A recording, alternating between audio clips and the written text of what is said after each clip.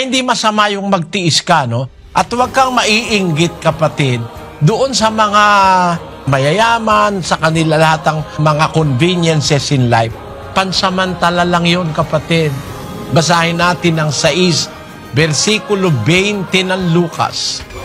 At itiningin niya ang kanyang mga mata sa kanyang mga alagad at sinabi, "Mapapalad kayong mga dukha, sapagkat inyo ang kaharian ng Diyos.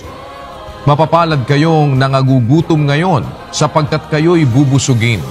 Datapwat sa aba ninyong mayayaman, sapagkat tinanggap na ninyo ang inyong kaaliwan. Sa aba ninyong mga busog ngayon, sapagkat kayo'y mga gugutom." Ang buhay ngayon sa mundo, temporary lang yan eh. Merong ibang buhay na ipinangako ang Diyos, yun ang buhay na walang hanggan, kung saan lahat ng mga inapi, lahat ng mga taong nang hirap, gagantimpalaan naman ng Diyos.